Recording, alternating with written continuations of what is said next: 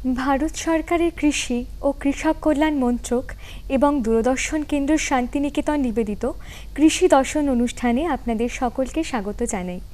আজকে আমাদের আলোচ্য বিষয় ফার্টিলাইজার পলিসি বা সারের নীতি। আমরা সকলেই জানি কৃষকদের এই সারের নীতি সম্পর্কে অবগত হওয়া কিন্তু খুবই প্রয়োজন। আজকে আমাদের সঙ্গে আছেন বিশ্বভারতী বিশ্ববিদ্যালয়ের কৃষি অর্থনৈতিক বিভাগের অধ্যাপক ডক্টর বিতান মণ্ডল। নমস্কার আপনাকে। প্রথমেই আপনার কাছে জেনে নেব এই সারের নীতি বা নিউ ফার্টিলাইজার পলিসি সম্পর্কে। ঠিকই বলেছেন, ফার্টিলাইজার পলিসি বা সার নীতি হচ্ছে ভারত সরকারের সমস্ত কৃষি বিষয়ক যে পলিসিগুলো আছে তার মধ্যে অন্যতম প্রধান এবং গুরুত্বপূর্ণ একটি পলিসি। স্বাধীনতার পর থেকেই ভারত সরকার ক্রমাগত চেষ্টা করে যাচ্ছেন যাতে আমাদের দেশ কৃষিতে স্বনির্ভর হয়, এবং কৃষিতে স্বনির্ভর হতে গেলে কৃষির অন্যতম প্রয়োজনীয় যে প্রধান ইনপুট অর্থাৎ ফার্টিলাইজার বা সার, সেইটাতে আমাদেরকে স্বনির্ভর হতে হবে এবং যতটা ফার্টিলাইজার প্রত্যেকটা কৃষকদের দরকার তারা যেন সময় মতো সেটা পান সেটা সুনিশ্চিত করতে হবে।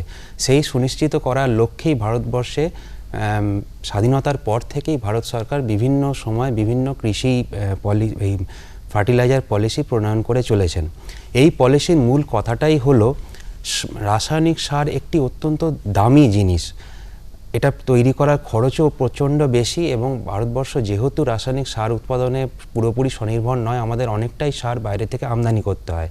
যে কারণে যদি বাজার মূল্যে সমস্ত কৃষকদের এই সার কিনতে হয় তাহলে কিন্তু তার দাম প্রচুর বেশি হবে, এবং যেহেতু আমাদের দেশে অধিকাংশ কৃষক বন্ধুরা ক্ষুদ্র এবং প্রান্তিক চাষি, তাদের পক্ষে কখনোই সম্ভব হবে না সেই সারটা বাজার মূল্যে কেনা। সেই কারণে সমস্ত কৃষক বন্ধুদের কথা ভেবে ভারত সরকার সারের উপর আর্থিক ভর্তুকি দিয়ে থাকেন, যেটাকে আমরা মানে সাবসিডি বলে থাকি, যার ফলে যা বাজার মূল্য তার থেকে অনেক কম দামে কৃষকরা এই সার পেয়ে থাকেন। এই আর্থিক ভর্তুকি সচরাচর সরাসরি ওই মানে যারা সার উৎপাদন করে সেই কোম্পানিগুলোকে দেওয়া হয়ে থাকে, যাতে তারা কম দামে কৃষকদের সেই সার সরবরাহ করতে পারেন।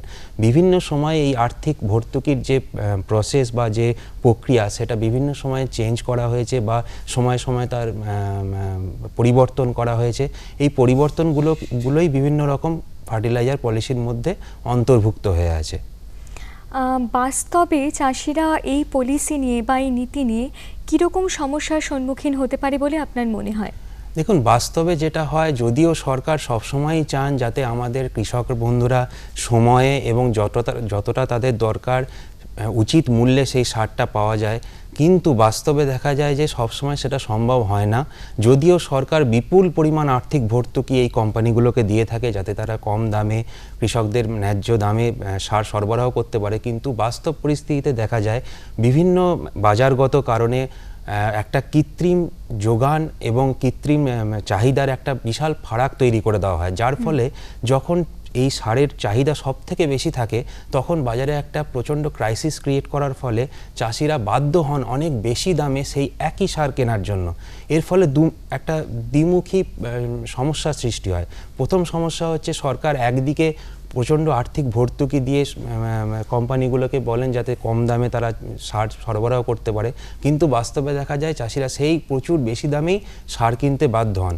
উপরন্তু দেখা যায় আর একটা মেজর প্রবলেম এই কদিনে আমরা দেখতে পাচ্ছি, সেটা হচ্ছে সারটা মূলত ইউজ করা উচিত আমাদের কৃষিক্ষেত্রে, কিন্তু অনেক ক্ষেত্রে ইউরিয়া বা অন্যান্য সারগুলো কৃষি ছাড়াও অন্যান্য শিল্পে কাঁচামাল হিসাবে ব্যবহৃত হচ্ছে, যার ফলে কৃষিক্ষেত্রে যতটা প্রয়োজন ততটা সার বাজারে আসছে না, যার ফলে সেই একই সমস্যার সৃষ্টি হচ্ছে যে চাষিরা তার ন্যায্য দাম পাচ্ছেন না, যে সময়ে সারটা দরকার সেই সময়ে পাচ্ছেন না, এবং চাষের প্রচুর ক্ষতির সম্মুখীন হতে হচ্ছে।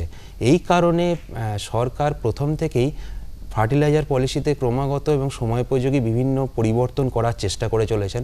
তার মধ্যে প্রথম পরিবর্তন এসেছিল, মেজর পরিবর্তন যদি আমরা বলতে পারি, সেটা হচ্ছে নিউট্রিয়েন্ট বেস সাবসিডি, যেটা আমরা NBS প্রকল্প বলি, যেখানে সেই সারের মধ্যে অ্যাকচুয়ালি যতটা নিউট্রিয়েন্ট বা অ্যাকচুয়ালি যতটা খাদ আছে তার উপর নির্ভর করে সেই আর্থিক ভর্তুকিটা দেওয়া। তারপরে এসেছিল নিম কোটেড ইউরিয়া, এটাই কিছুদিন জাস্ট 1-1.5 বছর আগেই যে পলিসিটা এসেছিল সরকারের তরফ থেকে, সেটাকে বলা হচ্ছিল নিম কোটেড ইউরিয়া, মানে ইউরিয়ার উপর একটা নিমের কোট দিয়ে দেওয়া, যাতে সেই ইউরিয়াটা কোনোভাবেই কৃষিক্ষেত্র ছাড়া অন্য ক্ষেত্রে যাতে ব্যবহার না হতে পারে। এরই সর্বশেষ সংস্করণ হচ্ছে আমাদের নিউ ফার্টিলাইজার পলিসি, যেটা এই বছর 1 জুন 2017 থেকে গোটা ভারতবর্ষে লাগু হয়েছে, এবং এটার একমাত্র উদ্দেশ্য হলো চাষিদেরকে যাতে ন্যায্য দামে ন্যায্য মূল্যে ঠিক সময়ে পর্যাপ্ত পরিমাণে সার সরবরাহ করা যেতে পারে। আচ্ছা, এই নিউ ফার্টিলাইজার পলিসির মূল দিকগুলো যদি আপনি কিছুটা বলে দেন। অবশ্যই। দেখুন, পুরানো যেসব ফার্টিলাইজার পলিসি ছিল তার থেকে নিউ ফার্টিলাইজার পলিসি অনেকটাই আলাদা, এবং এটা মানে অনেকটাই অগ্রসর হতে পেরেছি আমরা চাষিদেরকে সারটা ঠিক সময় সরবরাহ করার জন্য। এটার মূল দুটো বিষয় আছে। একটা হচ্ছে আমরা যেটা বলি ডিবিটি, অর্থাৎ ডাইরেক্ট বেনিফিট ট্রান্সফার। এখন এই কথাটার বাংলা করলেই বুঝতে পারবেন এর মূল দিকটা কি। সরাসরি কৃষকদের লাভ প্রদান করা, এটাই হচ্ছে ডাইরেক্ট বেনিফিট ট্রান্সফার। এটা হচ্ছে এই নতুন ফার্টিলাইজার পলিসির মূল দিক। অন্য আরেকটা কম্পোনেন্ট হচ্ছে পিওএস বা পয়েন্ট অফ সেলিং মেশিন। এই মেশিনের মাধ্যমেই এখন এই 1 জুন 2017 পর থেকে সমস্ত রকম সার বিক্রি বলুন, কেনা বেচা বলুন, সমস্ত কিছু এই পিওএস অর্থাৎ পয়েন্ট অফ সেল মেশিনের মাধ্যমে হবে। এখন কৃষক বন্ধুরা ঘাবড়ে যেতে পারেন যে হঠাৎ করে এটা কি নতুন নিয়ম এলো। ব্যাপারটা কিছুই নয়। যদি আপনারা একটু খেয়াল করে থাকেন, এখন যে কোনো দোকানে যদি আপনারা যান, যদি কখনো খেয়াল করে থাকেন যে কেউ যদি কার্ড দিয়ে কেন কেনাবেচা করে, তাহলে একটা কার্ড সোয়াইপিং মেশিন হয়, যে কোনো দোকানে আমরা সেটা দেখতে পারি। এই পিওএস মেশিনটা কিন্তু অনেকটা এই কার্ড সোয়াইপ মেশিনের মতো। এখানে কি করা আছে, এখানে যে বিক্রি করবে কোম্পানির তরফ থেকে সমস্ত বিক্রেতাদের সেই পিওএস মেশিনটা বিনামূল্যে দেওয়া হবে। সমস্ত বিক্রেতার কাছে একটি করে পিওএস মেশিন থাকবে। সেই মেশিনটা আর কিছুই নয়, সেখানে বিক্রেতার যেমন রেজিস্ট্রেশন থাকবে, দিনের শুরুতে তার কাছে সার কতটা আছে স্টকে, প্রতিটা সার কতটা স্টকে আছে সেটা তাকে প্রথমে রেজিস্ট্রি করতে হবে। তারপর যখন চাষি এলেন, তার যে সারের দরকার তার জন্য সবার আগে চাষিকে আধার কার্ড নিয়ে আসতে হবে, অথবা ন্যূনতমভাবে আধারের যে নম্বর সেই নম্বরটা সঙ্গে করে নিয়ে আসতে হবে। প্রথমে তাকে তার নাম বলতে হবে, সেই নামটি মেশিনে বিক্রেতা অন্তর্ভুক্ত করবেন। তারপরে তার আধার নম্বরটি অন্তর্ভুক্ত করবেন। তারপর ওই মেশিনেই একটা জায়গায় একটা আঙুলের স্ক্যান করার ব্যবস্থা করে দেওয়া আছে, যেটা আধার কার্ড যদি আপনারা কৃষক বন্ধুরা করে থাকেন তাহলে দেখে থাকবেন আপনাদের আঙুলের ছাপ নেওয়ার ব্যবস্থা ছিল সেই আধার কার্ডে। সেইভাবেই এখানে একটা আঙুলের ছাপ নেওয়ার ব্যবস্থা আছে। আপনার নাম এবং আধার কার্ডটা অন্তর্ভুক্তির পরে আপনি যখন ওই জায়গায় আঙুলটি রাখবেন, স্ক্যান হলে অটোমেটিক্যালি আপনি বুঝতে পারবেন যে আপনি সেই ব্যক্তি যিনি মানে সারটা নিতে এসছেন, অর্থাৎ কৃষক বন্ধুই সেই ব্যক্তি। তারপর তিনি যে সার যত পরিমাণে চান সেখানে লিখলে অটোমেটিক্যালি সেই সার তিনি পেয়ে যাবেন, এবং সঙ্গে সঙ্গে একটা রিসিপ্ট বা বিল জেনারেট হবে, যেটা ওই কৃষক বন্ধু সঙ্গে রাখবেন। প্রতিবার যখন তিনি আসবেন তাকে আধার নাম্বার বলতে হবে, প্রতিবার তার আঙুলের একটি স্ক্যান হবে, এবং প্রতিবার তার যতটা সার দরকার, যে দামে দরকার, সেটা অটোমেটিক্যালি বেরিয়ে আসবে। এখন এই মেশিনটার একটা খুব ভালো সুবিধা আছে। সুবিধাটা যদি কৃষক বন্ধুরা একটু খেয়াল করে দেখেন, যেহেতু মেশিনের মধ্যে অটোমেটিক্যালি গোটা জিনিসটা হচ্ছে, এখানে কিন্তু কোনো রকম মানে জোর চুরি করা বলুন বা কালোবাজারি করা বলুন সেটা সম্ভব হবে না, কারণ আগে থেকেই তার দামটা মেশিনে ফিক্স করা আছে। আপনি এলেন, আপনার যতটা সার দরকার দেখলেন, এবং যে দাম সরকার থেকে ফিক্স করে দেওয়া হয়েছে সেই দামেই আপনাকে সার বিক্রেতা বিক্রি করতে বাধ্য। কাজেই আপনাকে কোনোভাবেই কখনো বেশি দাম দিতে হচ্ছে না। এটা হচ্ছে এই মূল জিনিস। আর একটা বিষয়, এই মেশিনের মধ্যে অলরেডি আপনার জায়গা ভিত্তিতে কতটা পরিমাণ সার আপনার দরকার সেখানে অলরেডি সেটা অন্তর্ভুক্ত করা আছে। আপনি যদি চান প্রথমে সেটা দেখে নিতে পারেন যে আপনার জায়গায় কোন কোন সার কতটা পরিমাণে দেওয়া উচিত। আপনি যদি চান সেটা ফলো করতে পারেন, যদি না চান, আপনার যদি মনে হয় আপনার এর থেকে বেশি বা কম দরকার, আপনি সেটাও করতে পারেন, সেটার জন্য কোনো অসুবিধা নেই। ভবিষ্যতে আপনার যাতে অসুবিধা না হয় সেই জন্য সরকার হয়তো ভবিষ্যতে এই ধরনের জিনিস আনতে পারেন এই মেশিনটার মধ্যে, যে জায়গায় যতটুকু সার দরকার সেই জায়গায় ততটুকু সারই একজন কৃষক ভর্তুকি সহ দামে পাবেন। তারপরে যদি তাকে সার কিনতে হয় অতিরিক্ত পরিমাণে, তখন হয়তো ভর্তুকি ছাড়া কিনতে হতে পারে, যদিও এটা এখনও লাগু হয়নি। আর কৃষকদের এই জায়গায় আমি আরেকটা জিনিস বলতে চাই আমার কৃষক বন্ধুদের, যে যতটা সার আপনার জমিতে দরকার আপনি ঠিক ততটাই দিন। অনেক সময় কৃষক বন্ধুরা অনেক সময় তার বেশি সার দিয়ে ফেলেন, এটাতে কিন্তু ভালোর থেকে ক্ষতিটাই বেশি হয়। আমি আপনার কাছে জানতে চাইবো, এই পলিসির কোনো ঘাটতি বা অপূর্ণতা আছে? হ্যাঁ, দেখুন এই পলিসির মেন ব্যাপার, যেহেতু বললাম একটা পিওএস মেশিন অর্থাৎ পয়েন্ট অফ সেল মেশিন, এই পলিসিটা পুরোটাই প্রযুক্তি নির্ভর। অর্থাৎ প্রত্যেক বিক্রেতার কাছে এই মেশিনটা থাকতে হবে, প্রত্যেকটি ক্রেতা অর্থাৎ আমাদের কৃষক বন্ধুদের কাছে আধার নাম্বার থাকতে হবে বা তার আধার কার্ড থাকতে হবে, এটা মূল বিষয়। এখন অনেক প্রত্যন্ত গ্রামে হয়তো এই মেশিনের জন্য যে ইন্টারনেট কানেক্টিভিটি দরকার বা যে বৈদ্যুতিক যন্ত্রপাতি দরকার, সেটা হয়তো পৌঁছানো সম্ভব নাও হতে পারে। সেই জন্য সরকারের তরফ থেকে সবার আগে আমাদেরকে যেটা এনশিওর করতে হবে, যেন সমস্ত আমাদের ভারতবর্ষব্যাপী সব জায়গায় এই মেশিনটি ঠিকভাবে কাজ করে। এবং কৃষক বন্ধুদের বলবো, আপনারা একদম মানে কোনোভাবে ভয় পাবেন না বা চিন্তিত হবেন না, আপনাদের ভালোর জন্যই এই জিনিসটা করা হয়েছে। আপনাদের সবার আগে যেটা দরকার সেটা হচ্ছে প্রত্যেককে একটা আধার কার্ড দরকার। এখন আধার কার্ডটা প্রায় সমস্ত বিষয়ই অবশ্য আবশ্যিক জিনিস হয়ে যাচ্ছে। সেজন্য যারা এখনও আধার কার্ড করেননি তারা অতি শীঘ্র সবার আগে আধার কার্ড করে নিন, তারপর ওই মেশিনের মাধ্যমে আপনি কিনুন। আশা করি আপনাকে আর ভবিষ্যতে কখনো কালোবাজারি বা এই ধরনের জিনিসের সম্মুখীন হতে হবে না। কৃষকদেরকে এই ব্যাপারে অবগত করানোর জন্য সরকার থেকে কি কি পদক্ষেপ গ্রহণ করা হচ্ছে?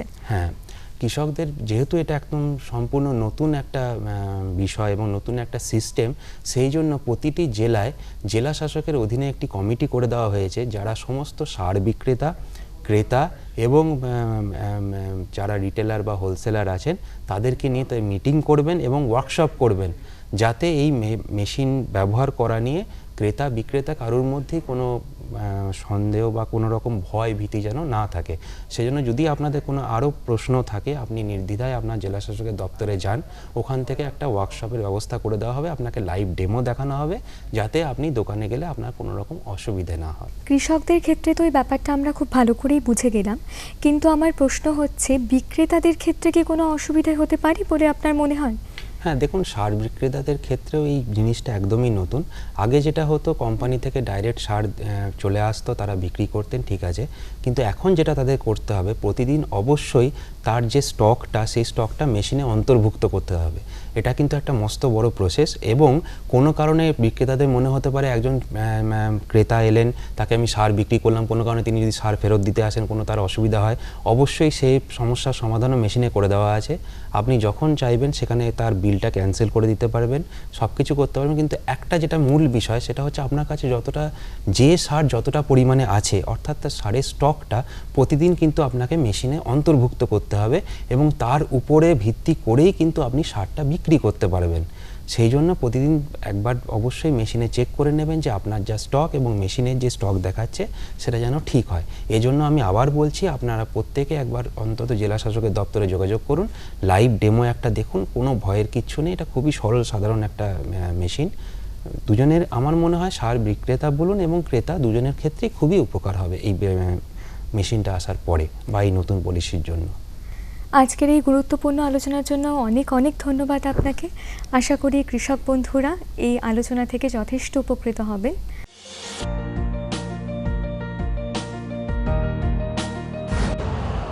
यूरिया का स्वदेशी उत्पादन 70 लाख टन बढ़ाने के लिए 6 उर्वरक संयंत्रों का उद्धार किया जा रहा है। एफसीआईएल के गोरखपुर, सिंदरी, तलचर और रामागुंडम संयंत्र, एचएफसीएल की बरौनी इकाई और बीवीएफसीएल की नामरू फोर्थ। सोने पर सुहागा ये है कि देश में अब बनेगा सिर्फ नीम लेपित यूरिया, क्योंकि इससे होगा किसानों का फायदा ही फायदा। अनाज का उत्पादन 10% तक बढ़ेगा, बढ़ेगी 10 से 15% नाइट्रोजन क्षमता।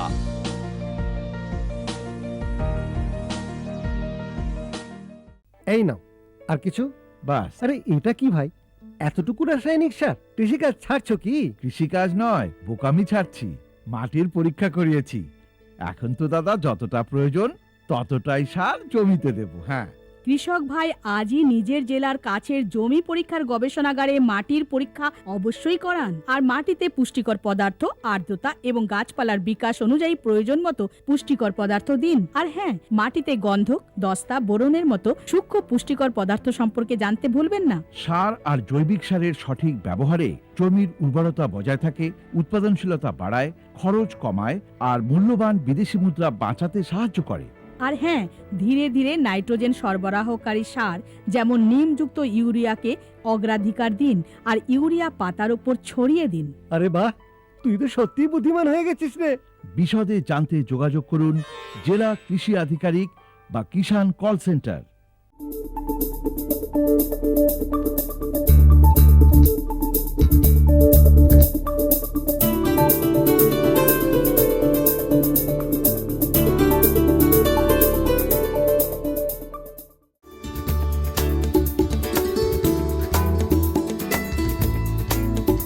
সময়ে হোক বা অসময়ে বাজারে সবসময় কিছু কিছু ফসলের ভালো দাম পাওয়া যায়। ভিন্ডি বা ঢ্যাঁড়স তাদের মধ্যে একটা। বিকল্প চাষে উদ্যোগী চাষি বন্ধুরা আজ অধিক ফলনশীল ও অধিক লাভজনক ফসলের প্রতি বেশি আকৃষ্ট হচ্ছেন। অনেকেই একটু মাথা খাটিয়ে অসময়ে যেন ফসল ওঠে তার ব্যবস্থা করছেন, যার ফলে তাদের মুনাফা আরও বাড়ছে। রায়পুর গ্রামের গোবর্ধন বাউরি গত 12 বছর ধরে ধান চাষ না করে সবজি চাষ করছেন। চাষের মনোযোগ তো আমরা ধান চাষ করলে তো একটা ফসল হয়, তা সেরকম জল ফল হলে পরে ধান একটু বেশি হয়, আর না হলে পরে অল্পতেই হয়ে যায়। এই 4-5 বস্তা 4 বস্তা করে হয়, তার বেশি হয় না। একটু এখন তো বর্ষার সময় এখন ওই বর্ষার সময় লাগাইছি, হ্যাঁ, তা এইটা এখন অনেকদিন ধরবে বলে একটু বর্ষার সময় লাগাইছি। ধান ফান লাগাবো না, আলু লাগাবো বলে এটা কার্তিক মাস পর্যন্ত হবে বলে এটা লাগাইলাম বর্ষার সময়। কতদিনের মধ্যে ফলন পাবেন এখন? হ্যাঁ, এই মাসটা শেষ করে হবে। এবার যেমন তিনি 10 কাঠা জমিতে ঢ্যাঁড়স চাষ করেছেন। প্রথমে মাটিতে জৈব সার দিয়ে মাটিকে তৈরি করতে হবে, তারপর ভিজে মাটিতে ঢ্যাঁড়সের বীজ ছড়াতে হবে। গোবর্ধনবাবু গুসকরার বাজার থেকে শোধিত ঢ্যাঁড়সের বীজ কিনেছেন। গাছ একটু বড় হলে 10-26-এর মতো রাসায়নিক সার প্রয়োগ করেন তিনি। ভেন্ডি চাষ করতে হলে প্রথমে সার মাটি তো দিতেই হবে, না তো ভেন্ডি হবে না। এই গোবর সার দিয়েছি, তারপরে চাষ দিয়েছি, আবার এই কোঁড়াকুড়ি করছি, আবার রাসায়নিক সার দেবো। 2 গাড়ির সারের দাম আছে 600 টাকা, তারপরে আর বীজের দাম আছে 700 টাকা, তার চাষ আছে ওই 500-600 টাকা। ঢ্যাঁড়সের বীজ ছড়ানোর 45 থেকে 90 দিনের মধ্যে ফলন পাওয়া শুরু হয়ে যায়। একদিন অন্তর ঢ্যাঁড়স তোলা হয়। প্রায় 3 মাস বা তার বেশি সময় ধরে ঢ্যাঁড়স পাওয়া যায়। 20 টাকা, 22 টাকা, আবার 30 টাকা হতে পারে। দাম বাড়তে পারে। হ্যাঁ, মানে এর ফলে কি লাভ হবে? বেশ ভালো। হ্যাঁ, তখন লাভ খারাপ হয় না, লাভই হয়। এই ফসলে লাভই হয়, দাম থাকলে পরে। দাম থাকলে লাভ। কারণ একদিন পর পর তোলা তো।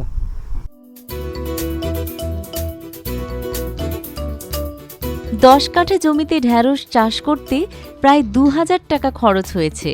স্থানীয় বোলপুর বাজারে এই ফসল প্রতি কেজি 20 থেকে 32 টাকা দরে বিক্রি করেন তিনি। লাভও হয় অনেক বেশি।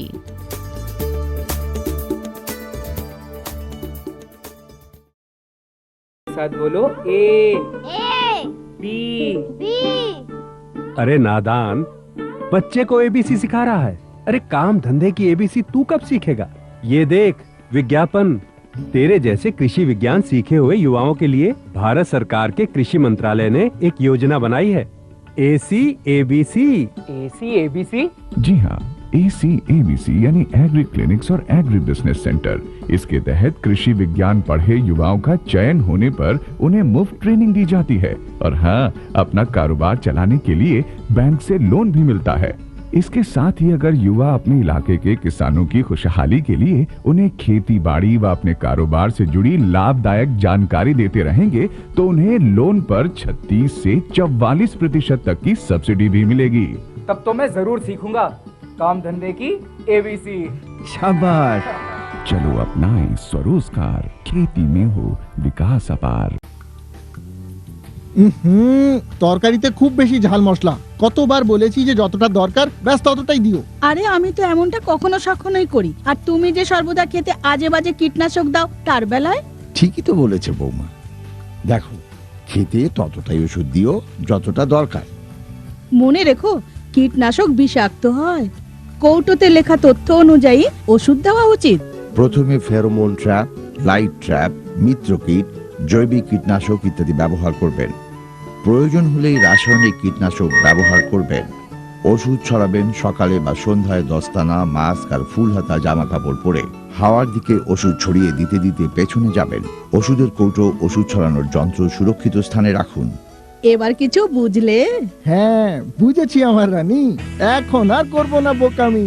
ও তোমার জল খাইয়ে গলিয়ে দিল তো।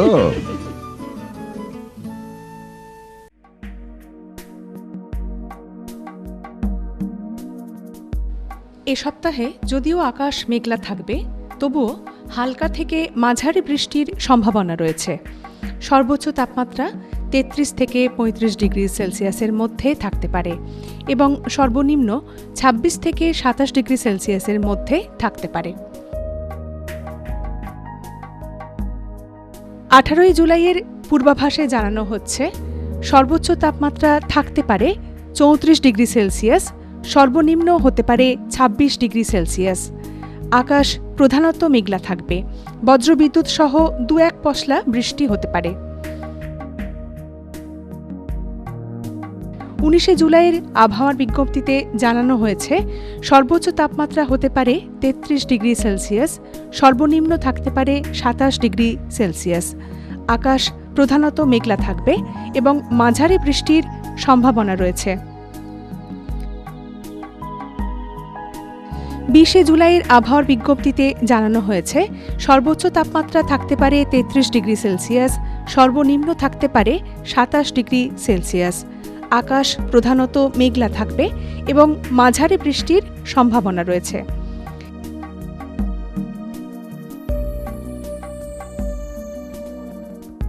21 জুলাইয়ের আবহাওয়ার বিজ্ঞপ্তিতে জানানো হয়েছে সর্বোচ্চ তাপমাত্রা থাকতে পারে 32 ডিগ্রি সেলসিয়াস, সর্বনিম্ন থাকতে পারে 26 ডিগ্রি সেলসিয়াস। আকাশ প্রধানত মেঘলা থাকবে, বজ্রবিদ্যুৎ সহ 2-1 পশলা বৃষ্টি হতে পারে।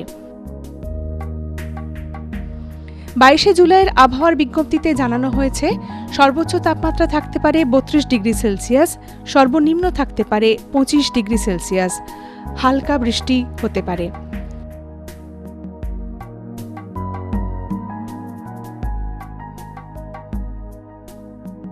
23 জুলাইয়ের আবহাওয়ার বিজ্ঞপ্তিতে জানানো হয়েছে সর্বোচ্চ তাপমাত্রা হতে পারে 31 ডিগ্রি সেলসিয়াস, সর্বনিম্ন থাকতে পারে 25 ডিগ্রি সেলসিয়াস। হালকা বৃষ্টি হতে পারে।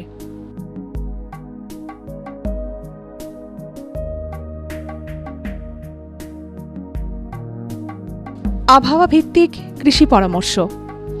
যে সমস্ত কৃষক বন্ধুরা ধান বীজ রোপণ করে চাষ করছেন তাদের বলা হচ্ছে জমিতে জল ধরে রাখার জন্য জমির চারপাশে বাঁধ দিয়ে রাখুন। ধান বীজের অঙ্কুরোদ্গম হওয়ার 20 থেকে 25 দিন পর জমির আগাছা পরিষ্কার করুন।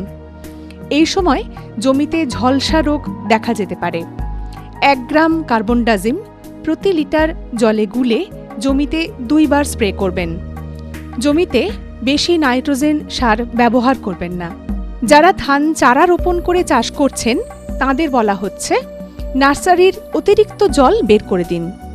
মূল জমি তৈরি করে ধান চারা রোপণ শুরু করুন। মূল জমিতে শেষ চাষের সময় 7.3 KG urea, 42 KG super phosphate এবং 13.4 কেজি পটাশ সার প্রতি বিঘা জমিতে প্রয়োগ করুন। যে সমস্ত কৃষক বন্ধুরা মাছ চাষ করছেন তাদের বলা হচ্ছে জল পরিষ্কার রাখার জন্য পুকুরে চুন ব্যবহার করুন। প্রতিদিন মাছের খাবার হিসেবে চালের তুষ ও খৈল সমান পরিমাণে মিশিয়ে দিতে হবে। এ সময় ভেন্ডি চাষে যদি ফল ছিদ্রকারী পোকা দেখা দেয় তবে নিম তেল 30 মিলিলিটার প্রতি লিটার জলের সঙ্গে মিশিয়ে জমিতে স্প্রে করবেন। এনডিভিআই ও এসপিআই মানচিত্র অনুযায়ী বীরভূম জেলার ফসল স্বাভাবিকভাবে মাঝারি ও শুষ্ক অবস্থায় আছে, তাই জমির অতিরিক্ত জল বের করে দেওয়ার জন্য নালা তৈরি করার পরামর্শ কৃষক বন্ধুদের দেওয়া হচ্ছে।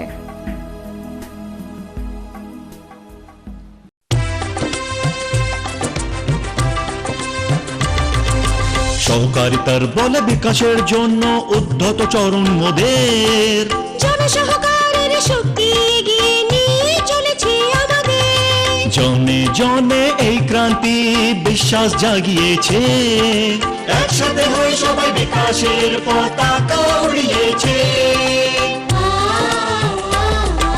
দূরে যেখানে সূর্য উঠে সেই ভূমি থেকে জমি অবধি, হিমশিখরের শীত বরফ থেকে মহাসাগর অবধি, শ্বেত ক্রান্তি হোক হরিত ক্রান্তি বা গ্রাম বিকাশের পথ, একতাই ধর্ম হোক দিন হোক বারাত।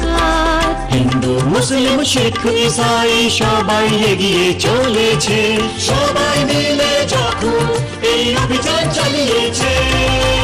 কৃষি মন্ত্রণালয় ভারত সরকার দ্বারা জনহিতে প্রস্তুত। নতুন প্রযুক্তি সকলেরই ভালো লাগে। আমিও আমার ক্ষেত তৈরি করেছি। বীজ বোনা, চাষ করা, ফসল কাটার জন্য ছোট মেশিন নিজের প্রয়োজন অনুযায়ী কিনেছি। আমি আমার ক্ষেতে মেশিনের প্রয়োগ করেছি, তাই কাজ তাড়াতাড়ি আর সহজ হয়ে গেছে। চাষের কাজে মেশিন ব্যবহারের ফলে আমি পেয়েছি ভরপুর ফসল আর খুব লাভ। ছোট মেশিনগুলো তো আমাদের নিজের, কিন্তু বড় মেশিন আমরা গোষ্ঠী বানিয়ে কিনেছি। কৃষক ভাই ও বোনেরা, আপনারাও উন্নত মেশিন আর উপকরণ কেনার জন্য আর্থিক সহায়তার সুফল গ্রহণ করুন, নিজেদের আয় বাড়ান আর সমৃদ্ধ হয়ে উঠুন।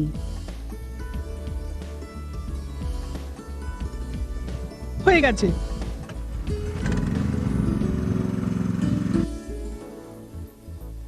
আমি ভেবে নিয়েছি আমি তোকে কৃষির ইঞ্জিনিয়ারই বানাবো। নতুন মেশিন, নতুন উপকরণ এলো আপনার দ্বারে। এসব থেকে এখন খুশি আর ফসল তুলুন ঘরে। किसानों के हित में बड़ा कदम, प्रधानमंत्री कृषि सिंचाई योजना। हर खेत को पानी, प्रति बूंद अधिक उपज। सिंचाई के सही तरीकों और जल संरक्षण की नई तकनीकों के साथ बढ़ेगा जमीन का जल स्तर। जिला स्तर पर होंगी सिंचाई योजनाएं। असिंचित क्षेत्रों तक पानी पहुंचाकर बढ़ेगा उत्पादन।